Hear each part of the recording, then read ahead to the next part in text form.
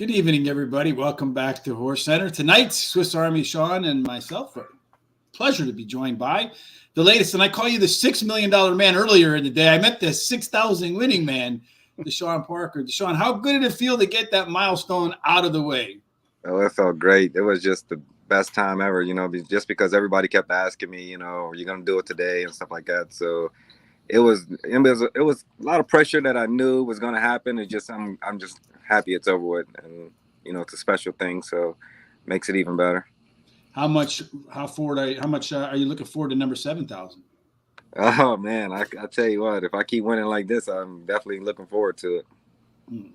So when you won that, you had mentioned that one's for your dad. So obviously your dad was a very important part, integral part of your upbringing into horse racing. So when we get started, that seems to me where your story starts with your pops in horse racing. So tell us a little bit about your dad.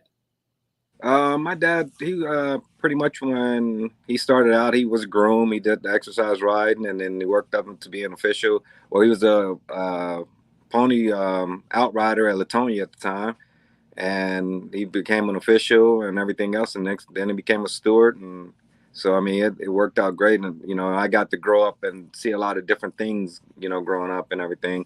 Like he was an outrider at Latonia, and after the races at nighttime, I got to ride the pony back to the barn, and that was the best time ever for me. So I mean, and then as when he went to Thistledown, he was a clerk of scale, so I got to sit in Jock's room and just be around all those guys and really love it.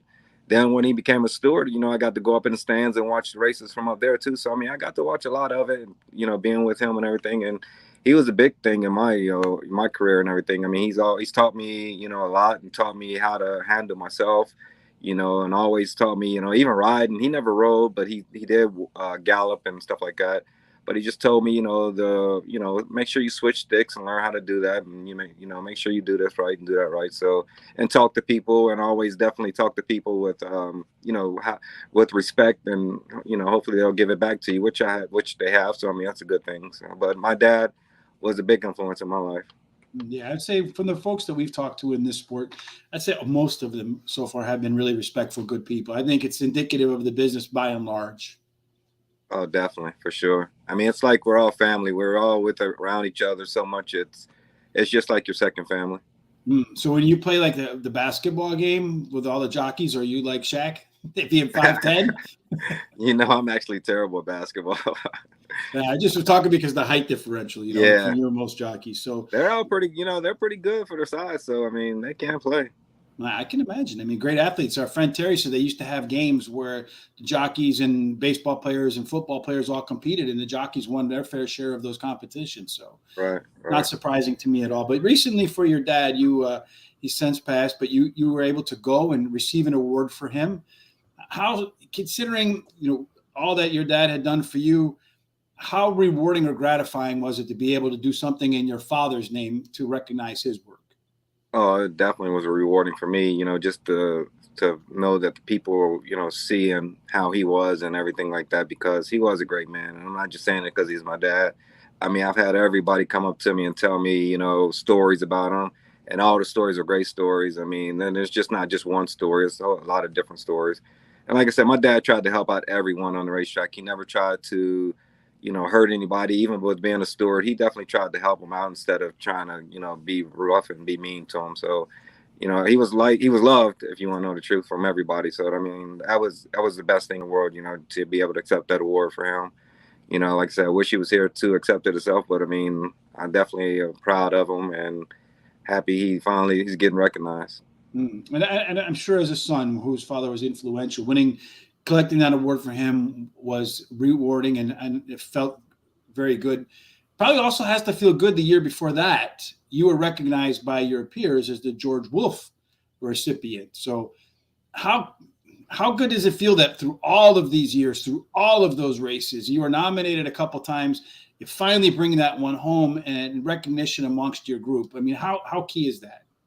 It was great, and I think it helped me out because I ventured out a lot lately within the past few years and going to a lot of different racetracks and gotten to meet a lot of different people, a lot of different jockeys, and I mean, it really, just to to talk to them and be around them is very special, and for them to look at me and for me to accept that award was definitely great. I mean, that was something very special for me just because of my upbringing and racing and everything like that. And like I said, I was at Mountaineer for so long to where I really didn't know anybody, and now then once I started venturing out to meet everybody and just to see how great of people that they are. I mean, they're all just like we are. I mean, I guess what I'm trying to say is, you look at this rider and you say, man, you look up to him and you think, man, he's doing great.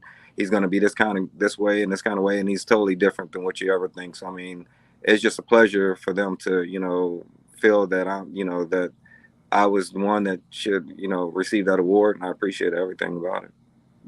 Deshawn, talk about a little bit about that. When people bring up your name, the first track they associate with is Mountaineer. Talk about your time at Mountaineer. Oh, I loved it. I mean, back then it was year-round racing. I had my family there, so I didn't have to move around a lot, and the money was decent at the time. So I mean, it was never a reason not to leave.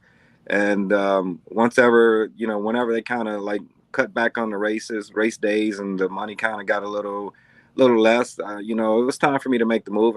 And a lot of people had told me that before. Even when the money was halfway decent, they were saying, you need to make a move and get out of there just to show that you can do it other places and things like that. So I was definitely ready at the time when it happened to make the move and just try to venture out and try different tracks. What do you think of all the different tracks? What do you like? What's different? What I really love is just meeting new people. I mean, really, I got to meet a lot of different trainers, a lot of different riders, and a lot of different owners that I used to ride for at Mountaineer and didn't even know I rode for them. So, I mean, it was just kind of crazy to finally meet them. And they would say, yeah, we had a horse over there at Mountaineer that you rode, years back. I know you probably don't remember. And sometimes I'll remember, the horse that they're talking about, but not all the time. But I mean, like I said, it's just a pleasure to meet a lot of the different people. And just to, be able to go around and, try different tracks and ride at different tracks and still win races. So I love it right now, just to be able to move around and see different places. I've been to California for the award, but I've never ridden out that way. So I would like to try, do that one day. And Keeneland and Churchill are beautiful places. So, I mean, it's definitely, something I'm just happy to be doing right now. We talked about how you felt with your 6,000 win. Is it kind of the same every 1,000 that you get, or is it different in that much special? It's the same every win you get. I mean, a win is a win. I mean, the numbers are definitely great, but that's the whole, part of the game is winning. So, I mean, every win's a special win. Do you have a number you want to get to before you retire? No, I don't even think about it. I just feel like I think, my body or whenever I stop winning, all that'll tell me, when it's time. I feel good right now and think I'm riding decent right now. So, I haven't really thought about it. So since you are 5'10", have you had any problems with that? Being taller? I've always been a skinny guy. I've never had to really worry about my weight. The only time, like when I first started doing the bug and stuff like that, obviously I had to, watch it a little bit. But when I first started, I was about 110, 112 pounds, and was trying to gain weight at the time because I wanted, I was young and was wanting to play football with my friends and everything like that. It never could. I mean, it was just one of those things. And my dad said, hey, you're small enough, try, a couple races and then, get it out your system. And then, you can go do whatever you want to do after that. And once I tried it and I love it and I was still able to stay light enough to, be able to do it. And I really never had the problem to where I had to worry about it like that. I mean, don't get me wrong. We all had to sit in the hot box and do things. But I mean, it's just never been to where I had to lose.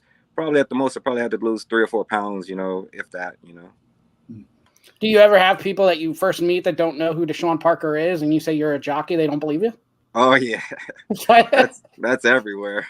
That is everywhere. I can imagine. We talked a lot about winning so far because you had a lot of wins, milestone win, twice the leading winner in all of horse racing. But it wasn't always that way for you. The first few years were a real struggle to find the winner's circle. So what clicked for you where all of a sudden it just sort of turned on? My first years were tough just because of my height, and, a lot of people didn't want to ride a tall kid, then, back in that time, it wasn't really too many tall jockeys out there. And it was just a lot of that. What really helped me out is I went to Mountaineer and I got my agent, Billy Johnson, who was one of my longtime agents and for a long, long time. and we got to start riding for Dale Baird, who was, you know, as we all know, he was the leading trainer of the nation at one time until Steve just broke his record. But I got lucky and got in with Dale, and Dale started putting me on one. I mean, I was winning 5-6 a day for him, and everything just turned from there. So 6,000 wins. The graded stakes has been elusive so far, right?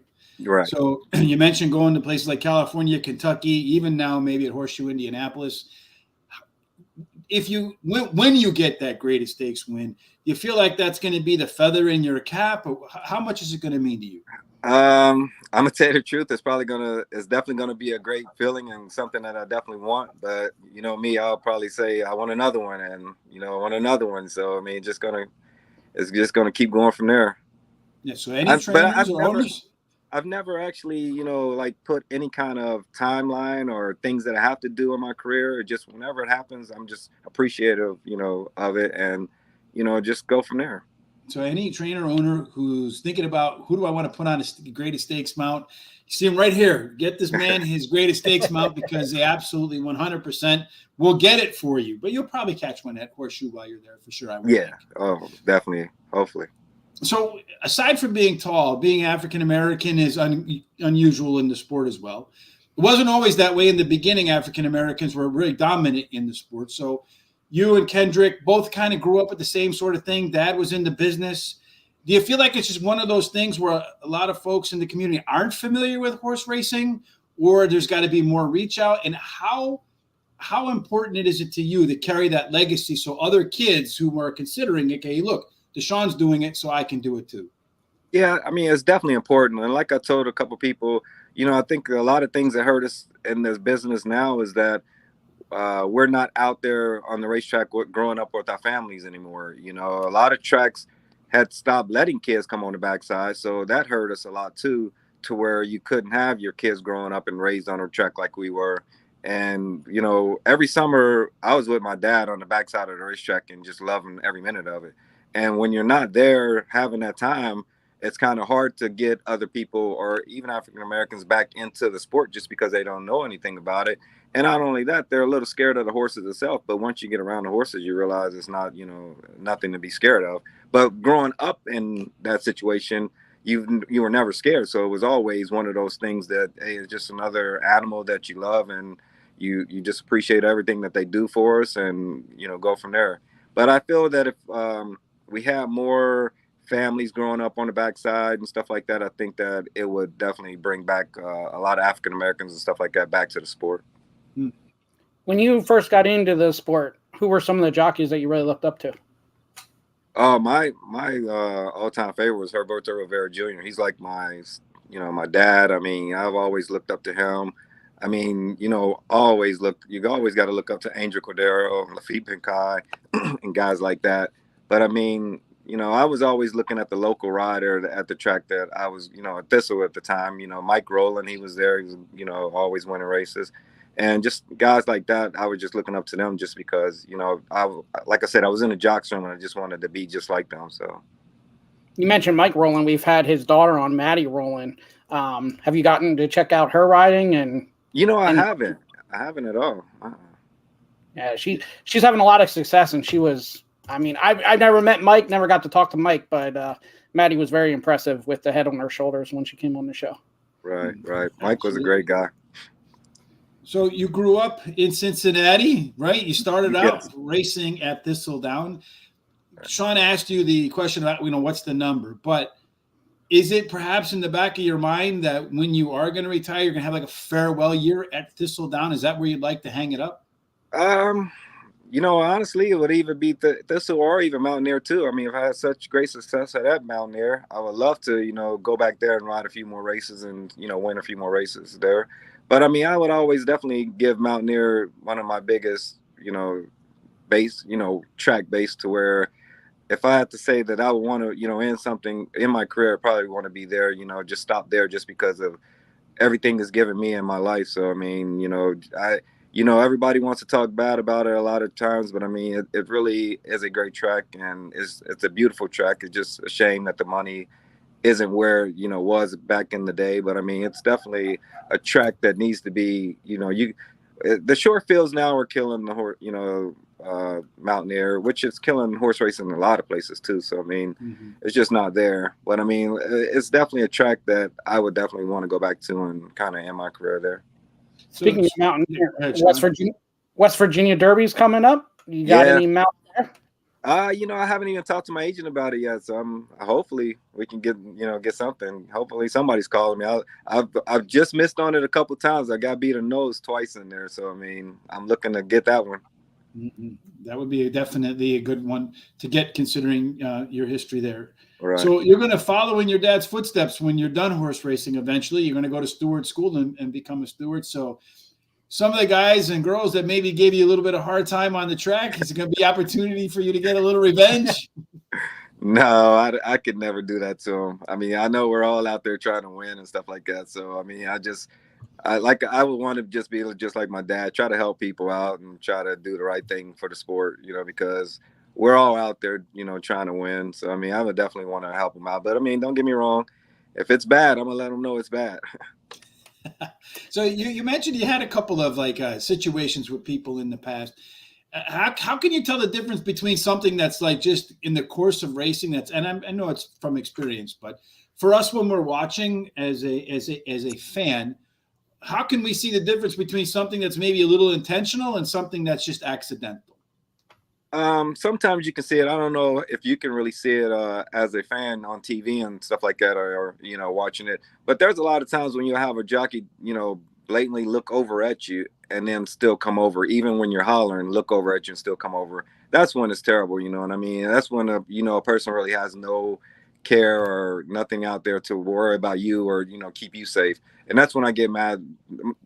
9 times out of 10, that's the most, the only time I really get mad and stuff like that, because I've had riders, come over and not really look, and which, is not a good thing.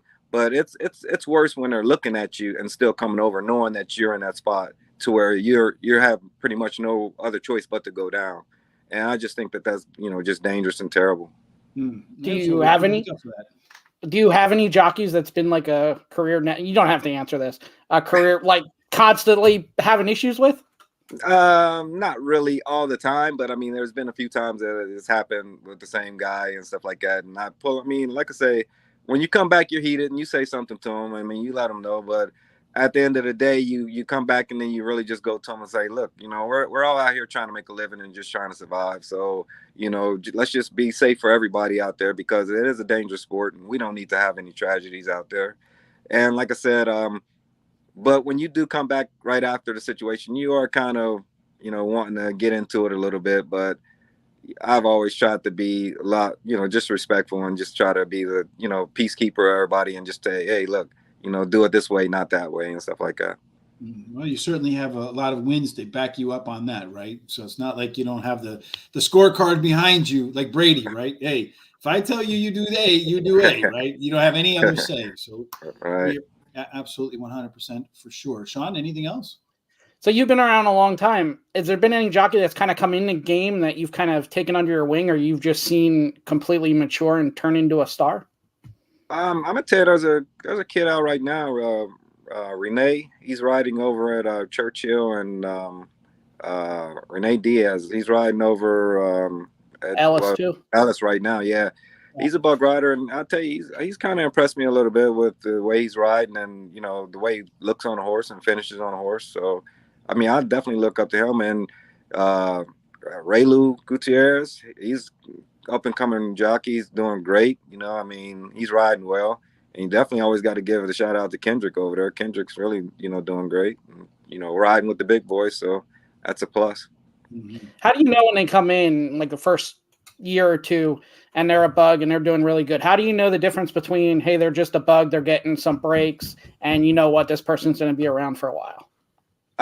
When they're listening, when you do tell them something, they try to, go out there and do, not exactly what you say, but you can see that they're going out there trying to do something that you told them, and, trying to be safe and be out there. And then, like, sometimes you'll tell them, switch sticks, you got to switch more, do this. And they're out there doing it. That's when, you got somebody that's really into it and really wants to, be better in the game. That's how when I started, I studied almost every jockey, that I rode with and everything, even jockeys that I didn't ride with, I've always watched just horse racing, period. And I've always just studied riders and everything. There's a couple times I could tell, like a lot of the tracks I ride at even now, I could tell a rider who it is before, without even looking at a program. I just know that that's them. And I've always been that way. I just always wanted to study the game and try to get better at it too. And I still listen to riders that tell me things. So, I mean, we never stop learning. You brought up the stick a couple times. How hard is it with the new rules to use the whip the right way? I just got a day myself. I hit 7 times the other day, so I got to serve a day coming up. So it's so hard just because I've been doing it for so long, the way that I've been riding, and I've never been one to abuse a horse anyway. But I just think that 6 strikes are just a little too small. I would say maybe 8, or something like that, or 10 would be great because we're not. I don't think, and then the stick that they're making us use now doesn't hurt them at all. So I feel like we're contradicting ourselves, saying we can't hit them, but you need this stick because it doesn't hurt. So what reason can't we hit them then? I mean, and we're not strong enough to really hurt them as it is anyway. So I mean, the sticks that we use now are still pretty soft, and they're not really abusing them. They're just making a lot of noise, so it sounds like it's something, but it's really not hurting them at all. But myself, like I said, I've been one that I've never, at the most, I probably hit 10 times, if any time am I racing and stuff like that. I'm never one to, hit 3 times in a row and stuff like that. I've always hit one and then I hit another one, stuff like that. So it's kind of hard. I mean, it's not an easy thing, especially when you're head and head going down to the wire and you lost count of how many times you hit that horse and you're just wanting to win. You're not thinking about how many times you're hitting a horse. And I think that they're taking that out of the game to where, there's going to be a lot of upset bettors at us because they're saying we're not trying to win that race. And in reality, we're trying to win. Now we're getting fined to win if we do win it and hit too many times and serving a day. So they're hitting us both ways. You're fining us and you're making us serve a day to where you're losing money. So, I mean, we're losing money left and right, and I don't think it's fair. Yeah, I've seen quite a few races lately where you can tell the jockey's out of whips because the horse is coming down the lane and they're like, come on, let's go. But they're not hitting the horse anymore. Where the other guy's like, I got you, because he's still got 1 or 2 left. So I think it's going to change the outcome of a lot of races too. Oh yes, you're right, and definitely we always not even too long ago we had stewards calling us down saying we're not finishing. Now all of a sudden they're telling us we can't finish. So I don't, it makes no sense. I mean, I'm really not. Like I said, I think that yes, there can be some people that abuse the stick and stuff like that, but I don't think 8 or 10 times is going to be abusive. 6 times is just not enough. And especially when you go to Belmont and you go to Fairgrounds, they have a long stretch. You know what I mean? It's not really fair to riders over that way to only have to hit 6 times. And you're trying to win a race. And I just think that it's taking a lot of it out of the sport. Maybe it should be, I think, maybe situational, right? So it's kind of like when you go to timeout. I mean, overtime in a sport, you get extra timeout. So if you're in the first 3, maybe you get an extra 2 or something along those lines, so that it's still competitive to the end, and only a handful of horses, maybe 2 or 3 of them, would be subject to the extra 1 or 2 cracks, so that there's a little bit more leeway for you guys as you're coming down the stretch, because you want to win for the owner, because hey, it's your livelihood on the line. The bettors are going to be salty if they see you not hitting them, like you said. So I think there's a lot of unintended consequences that sometimes comes with rules, right? Right, definitely. Like you said, I feel the same way. If you're in a hunt to win a race and stuff like that, you should be able to have those extra couple hits and things like that. If you're way back and you're 5th, 6th, 7th, 8th, and you're not really going anywhere and you're still hitting, yes, I understand that. But I mean, when you're trying to win a race, that's just our nature to try to win. That's why we're out there to do. So I mean, you just want to win, and you're not really, like I said, you're not really thinking about how many times you hit that horse when you're head down the lane, coming to the 8th pole or coming to about the 16th pole. You're just, and you have more horse, and especially when your horse is running underneath you from the stick, it's even worse to when you run out of stick and you can't use it anymore. I can imagine that's got to be very frustrating. Shawn, anything else? Well, you brought it up. You hear all the time. You see on Facebook and Twitter with people complain that, oh, this jockey stood up too soon, or this happened, that happened. Why does that happen? Is that just jockey didn't know the other horse was coming? Yeah, sometimes you lose it to where you don't realize another horse is coming, and there's a couple times the jockey was just tired. He rode that horse so hard, he just kind of got a little tired, and a lot of times when you're riding a horse down the lane, the horse isn't really giving you much, and you're still trying to get it out of them, and that can just be tiring too. But I mean, we're human. We make mistakes and stuff like that. So I mean, there's a couple times you get caught at a wire and you had that race won and you just get nabbed at the wire. So I mean, it's going to happen. But I think now they're giving jockeys reason to do what they're complaining about doing or that we did. Now we have no other choice. I'd rather just stand up and not hit again. That way, I'm out of stick and you can't complain at me because I'm just doing what they're telling me to do. Right. And then the last thing, we brought up the whip, but then also, what's your general feelings on this whole HISA thing? I guess I'm not really happy with it. If you want to know the truth, I'm not going to sugarcoat it. I just think that it's going to hurt a lot of jockeys. It's already putting a debt in my pocket. Like I said, I got to serve a day. And not only that, I got fined. So, I mean, I don't think it's fair. I really don't. I mean, I really think that they could have came up with better numbers and better things to go with instead of just having them come in and say, okay, you have to do this and you have to do that now. Where you could have probably asked all the riders and probably could have came up with a really good number that all the jockeys probably would have said probably 8 to 10 would have been perfect. And I don't understand how can you not, talk to a rider and say, what can we do to help you guys, still win, but no abuse a horse and things like that. So, I mean, why wouldn't they come up to us and ask, how many times do you think we should, hit the horse and then go from there? I don't think that would have been hard to do. We had on, I forget who it was. It was Farron, right? Peterson, who said that she underhanded the horse. Was that right, Shawn? Yeah. She didn't think the underhanded counted. So you're as a jockey, and we're not jockeys, obviously, but what's the difference between an underhanded one and an overhanded one in terms of its impact on the horse, and why should one count more than the other? Absolutely nothing, if you want to know the truth, because if you can hit underhand just as well as you can overhand, you're still getting the same kind of hit out of it. So I mean, it's really no different. But only thing is, it looks better to where I guess HISA and people aren't saying that we're abusing a horse, but I mean, there really is no difference. Like I said, in the whips that they're making now, all there are is like a foam and just make noise. I mean, the noodle that you have in the pool, that's pretty much all it is. I mean, it's really nothing. So if it doesn't hurt a horse, then why can't we hit a horse? Yeah, it makes absolute sense to me. So one last thing, you said you like to look at the program. Is that how you get prepared for a race the day before, looking at the program? Well, yeah, and now they have to where you can go back and watch the races. So I mean, it's a lot better with that too, because back when I was riding and everything, it was just the form and the program itself. That's all we had to go with. But now you got to where you can go back and watch that horse run and see how he does. Like to sit and everything, which you can really pretty much see that on the program and the form anyway. But it does help out. And how much time do you spend the night like getting ready for the next day?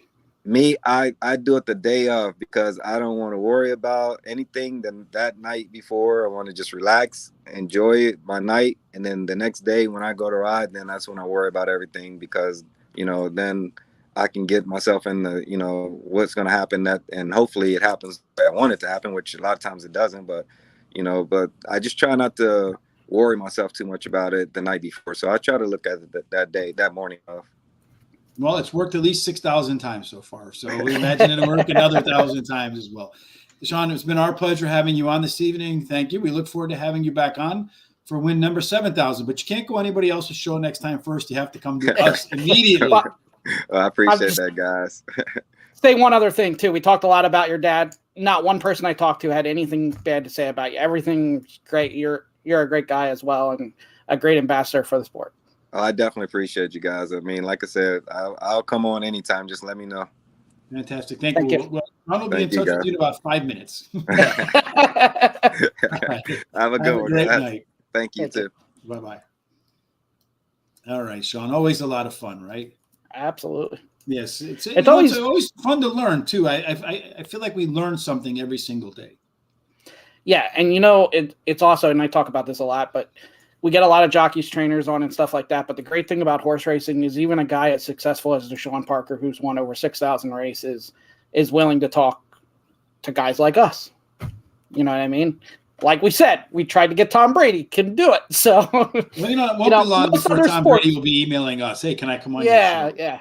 Most other sports, the people are not as genuine and as friendly as they are in horse racing, which creates great content like this. I get to learn more what's going on out there. See, Jamie's already comparing you to Tom Brady. She's calling you the GOAT, Sean.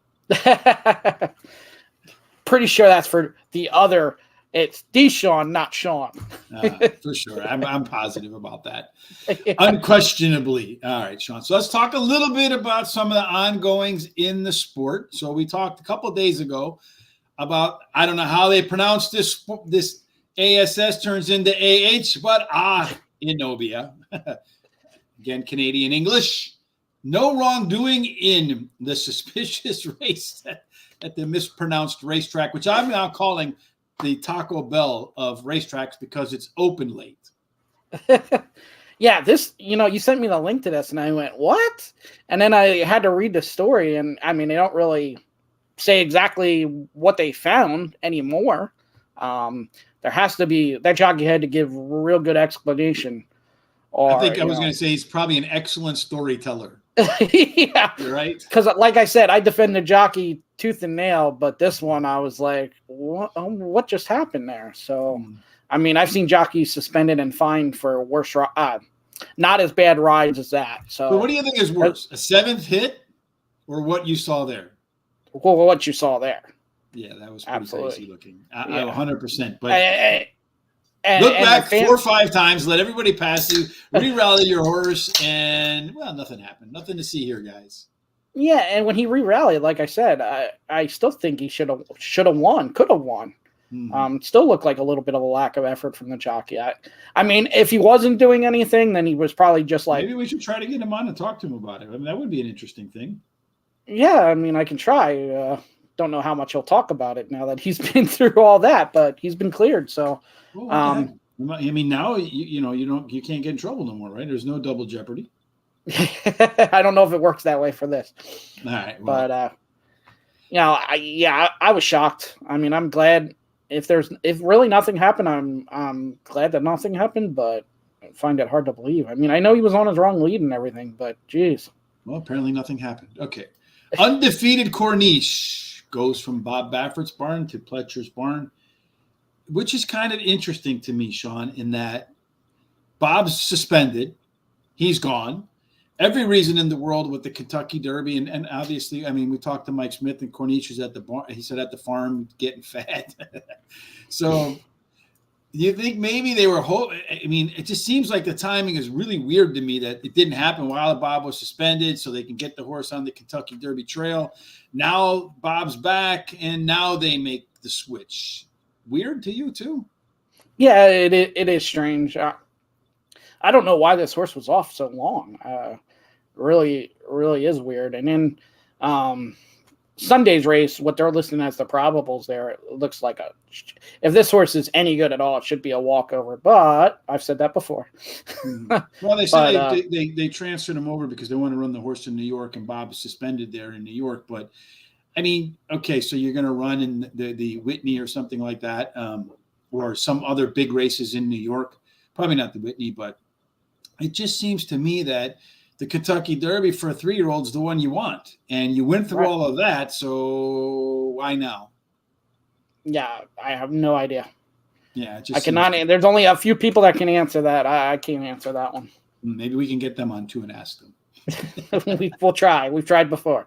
All right, so if you're at Saratoga on the 30th, which is just in a couple of days, what day is the 30th? The 30th is on Saturday. You can get permanently disabled jockeys fund. The jockeys there will be signing autographs at Saratoga. So if you're at Saratoga this Sunday, make sure you get there. You can get the autograph from the colony, autographs at the Jockey Silks Room porch from 11:30 a.m. to 12:30 p.m. So fans who make a donation to the PDJF will receive a commemorative poster. English, Richard. So if you're out that way, make sure you stop by, make a donation, and see if you can't get yourself a signature. Yeah, absolutely. These are always cool events and a good way to donate to a good cause, and then also get to meet some of the jockeys and get some autographs. Indeed. And spend $48 to get in. Right, John? Yeah, something like that. Speaking of which, we'll be out there for the 4-Star Dave weekend. So I think August 13th, 14th, 15th, somewhere in there. The Horse Racing Today crew, for the most part, will be there.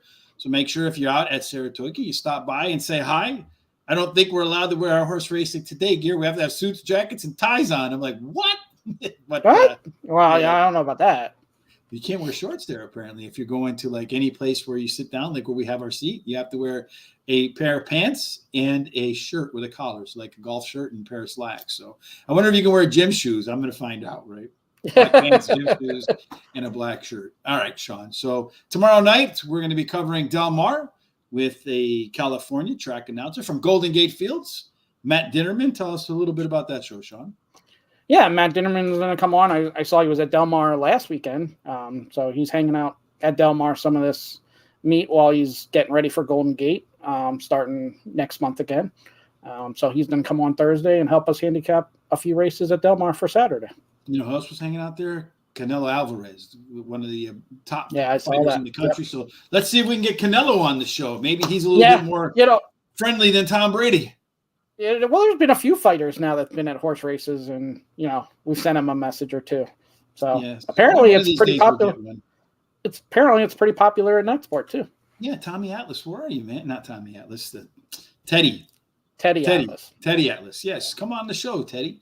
All right, so then next week I'm off. We're going to have a new guest host, or a new host now, not guest host, permanent host for every other week. Jamie Martinez is going to fill in for me. So that would be, or I'll be filling in for her afterwards. So I'm looking forward to seeing the two of you work together. I expect that she's going to be able to bring some great insights, very witty, very talkative, and I think you're going to have a lot of fun. And I think the guests that she'll bring in and the kind of history she has at the track is going to make for better questions and conversations than we've had, Sean. Yeah, I mean, I don't think the show's going to miss a beat, even though you do great, Rich. Thanks, Sean. Thanks.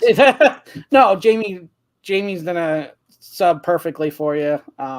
She's working hard already, so right like you, she does her homework. So I didn't realize how much a bus hurts. I did not do that at all. No, you said how the guests carry the show. Rich and the guests carry the show, and I just, No. I just sit here. Don't try that. When the show goes off, he's like, "Man, didn't I do a great job?" I just schedule the guests, get them on here, and then Rich takes care of the best. Takes care of the rest, and well, thanks for that. I never thought I'd be doing this, but it's just like talking to Rich. And I talked you into it. So yeah. I'm good at talking some people into some things every now and then. So tomorrow, Terry and I will be back. Hopefully, I can talk a couple of horses into the winner's circle tomorrow at Del Mar. So we'll be covering that at 12 o'clock. If you haven't had a chance to catch it already, I'm telling you, if you're getting up in the morning and you're playing some of these English races, our Tom has been in fuego over at Glorious Good. Maybe I should try to say it with an English accent. On fire at the Glorious Goodwood. So make sure you check that out. Tom had a nice $491 exacta yesterday. 4 of his top picks won in the 8 races. Trillium on the show that we covered paid $19 to win. Tom has got his finger on the pulse of what's going on at Goodwood. We just recorded a show for that. While you're here at Horse Racing Today, Horse Racing Radar TV, hit the subscribe button. Follow us on YouTube, Facebook, and Twitter at Horse Race, the number 2, and Day. And our Swiss Army Sean, as he mentioned, will keep you up to speed with everything that's going on around here. And it's growing by day. But make sure if you're getting up in the morning, you're having a little toast, a little bit of Lucky Charms, some Cocoa Puffs, whatever it is that you have for breakfast. If you're going to play a little bit of Glorious Goodwood, definitely want to catch Tom's insights. Mine, not so much. All my favorites win, but my long shot. But I did get a little crazy on one today, Sean, with a 60-1 morning line on top and against the 3-5, because I'm sick and tired of 3 and 5. 3-5 is losing for me. You did hit a pretty good one, right? Because I saw somebody comment that they used your picks and they hit a good exacta, right? Yeah, the hell with Brady. I hope he doesn't win a Super Bowl again. Yeah, what he said, because I was all on the outside horses and he boxed those outside horses and won. There was a horse in there that he had that I didn't have, but I had all the others that paid like $2,000. So I'm happy to hear that. I tell you, it'd be a while till I said my picks in again. My picks were, you were completely right, and I knew, just giving advice for people to fade. Yeah, well, you could have faded me too. And the funny thing we talk about the 50-50 starting tomorrow. Anytime I'm going through my picks and I'm at a 50-50, whichever one I decide I should put on top, I'm just going to automatically rewind and flip them around because I've been on the wrong side of 50-50s for quite a bit. So I've always thought of that and been like, well, if you do that, it will win. But then do you subconsciously pick the one you don't want so you flip it back to the one you want? That's the problem with that theory. I don't know how you do it without. I can't think that long, Tom.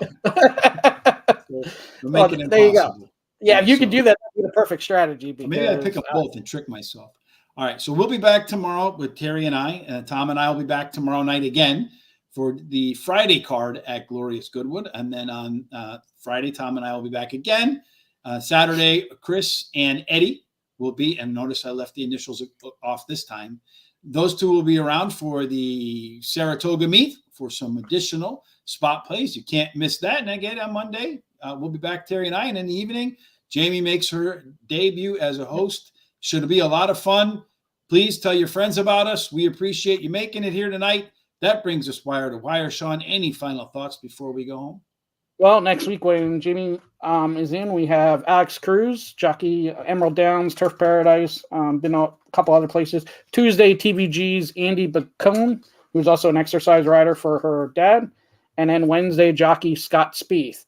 And then we also announced a couple other shows. I mean, we have Hall of Fame jockey Javier Castellano coming on August 23rd. Tomorrow, I'm going to make an announcement with one of the greatest announcers of all time that's still active. So look for that on socials tomorrow. Just finalized that today and got the picture. So we'll put that up tomorrow. So there's always great things coming. Yes, always great things coming. Again, we appreciate your time this evening. We hope no matter what you're doing tonight, it ends up in the great place, Sean. And that place is the Winner Circle. Absolutely. Have a fantastic evening.